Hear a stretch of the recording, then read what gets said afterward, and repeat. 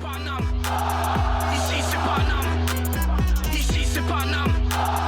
Ici c'est Paname.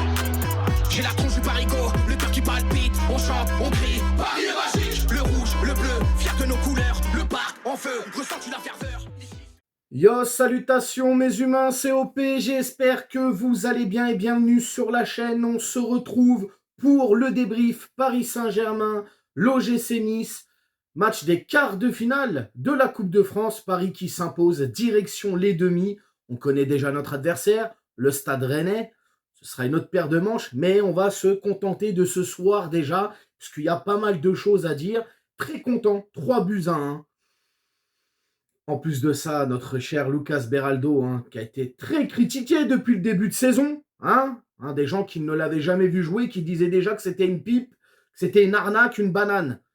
Bon, bah voilà, j'espère que vous allez retourner vos vestes et vous allez nous faire « Ah, Beraldo, il est trop chouette !» Bande de... On va se calmer un petit peu. Sur ce, on s'abonne à la chaîne si ce n'est toujours pas fait. La petite clochette à côté, on clique dessus pour les notifications, le référencement. On met son plus beau pouce bleu et on lâche son petit commentaire. Alors comme d'habitude, Luis Enrique nous a concocté un 11 de départ que lui seul, je sais pas, il arrive à se projeter là-dedans, frérot. C'était un 4-3-3. Alors sur la feuille de match, c'était un 4-3-3. Danilo dans les cages, Hernandez, Beraldo pour la charnière centrale, Nuno Mendes qui était à gauche.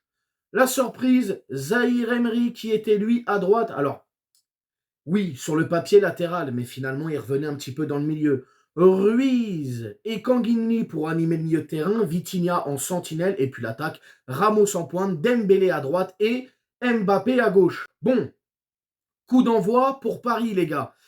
Eh ben, allez, on va dire sur les 40 premières minutes de cette première période, c'est du football total. On a maîtrisé le jeu.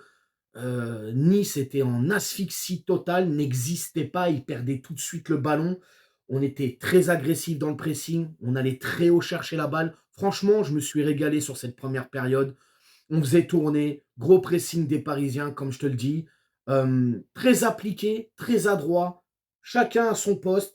Tout le monde faisait les efforts ensemble, collectif. Et d'ailleurs, ça va payer. À la 14e minute, gros travail de Kanginli qui va centrer, ça va arriver sur Mbappé. Mbappé qui remet à Ruiz. Ruiz en 1-2 pour Mbappé. Et là, but magnifique, ouverture du score pour Mbappé, pour le Paris Saint-Germain. J'ai aussi beaucoup aimé le milieu. Il y avait beaucoup de mobilité, beaucoup de relais au milieu. Forcément, Nice ont essayé d'exister sur cette première période, mais ils n'y arrivaient pas. Dès qu'ils touchaient le ballon, boum, on récupérait le ballon. Ça a été très compliqué pour eux. Alors, ils ont essayé de se montrer dangereux, mais c'était naze. C'était vraiment naze. Et là, on va aggraver le score, puisqu'à la 33e minute, qu'est-ce que tu veux que je te dise? Qu'est-ce que tu veux que je te dise? Là, Ruiz, qui va mettre son but sur une erreur de Bulka, l'ancien gardien parisien. Oui, parce que le gardien, il fait un truc bizarre. Mendes vient le gêner, récupère le ballon, la passe à Ruiz. Ruiz, boum, 2-0. Magnifique pour le Paris Saint-Germain. C'est cool, c'est bien. Mais voilà, au bout de quelques minutes, on sent un Paris Saint-Germain qui lève un peu le pied, qui va être surpris par Boga, qui à un moment donné va accélérer sur le couloir là-bas, de l'autre côté, à droite.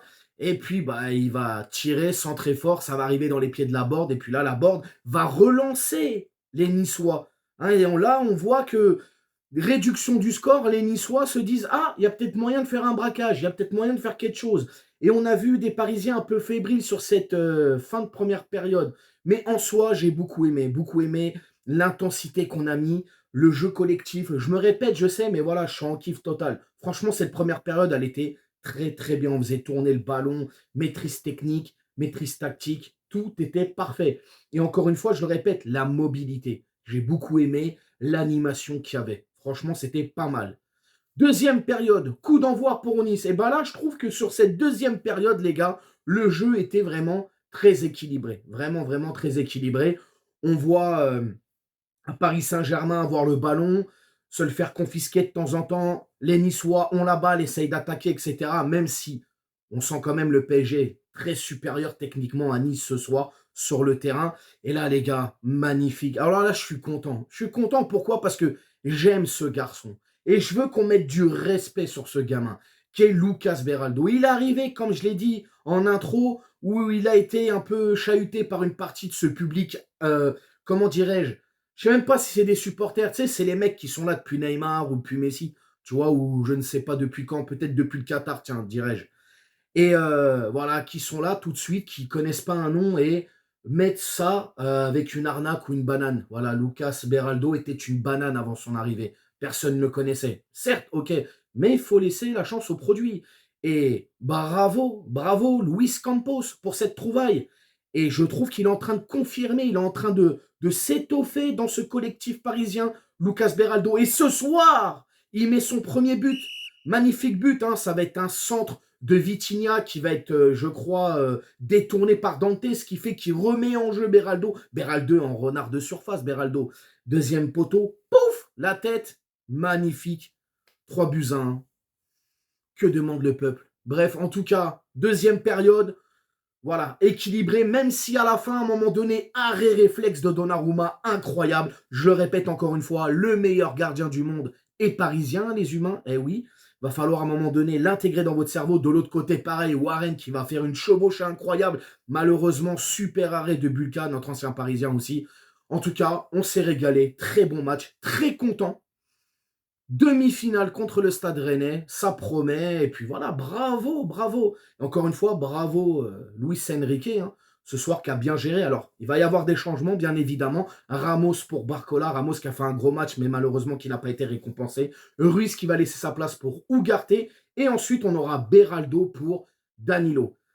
Les gars, les tops et les flops. Alors, je ne vais pas vous mentir, ce soir, pour moi, tout le monde a bien joué, même s'il y a des joueurs qui, pour moi, ont rejailli quand même dans ce 11 qui était sur le terrain. Et on va faire, alors, des flops. Moi, personnellement, il n'y en a pas ce soir. Après, si toi, tu en as des flops, tu me les mets en commentaire, il n'y a pas de problème. Là, je vais faire un top par ligne. Alors, déjà, pour la défense, mon top, c'est Beraldo. Il n'y a pas photo. Pour moi, ça a été le meilleur défenseur parisien ce soir sur le terrain. Au milieu de terrain, j'ai énormément aimé Fabian Ruiz qu'il a apporté. Beaucoup de mobilité, vision de jeu, les passes, etc. Donc, je mets Ruiz en top au milieu de terrain. Et puis, pour l'attaque, bon, bah, je mets Mbappé. J'aurais pu mettre Dembélé, mais bon, Mbappé a été quand même plus tranchant. Et puis, il met ce but. Donc, forcément, je mettrai justement Mbappé en top. Donc, voilà, c'est les tops. En tout cas, ce n'est pas les tops à proprement dit, mais c'est les joueurs qui ont, voilà, qui pour moi ont rejailli sur le terrain par rapport au collectif. Les gars, la note du match, allez, 8 sur 10. Ouais, 8 sur 10, je me suis régalé, même si voilà, on sent que parfois il y a un peu de fébrilité, on lève un peu le pied, mais voilà, je me suis régalé quoi qu'il en soit. 8 sur 10. Bref, tu me dis ta note, tu me dis tes tops, tes flops, ou si tu n'en as pas, bref, tu me dis ce qui te passe par la tête dans les commentaires. N'hésite pas à t'abonner, partage, like, et puis let's go pour les demi. Là, on va se focus quand même sur Montpellier en déplacement pour dimanche soir. D'ailleurs, on se retrouvera samedi pour l'avant-match contre Montpellier. Puis moi, je vous souhaite une très bonne soirée. Prenez soin de vous. Et encore bravo à nos ultras qui ont foutu le bordel ce soir. Magnifique tifo, magnifique ambiance. Ciao.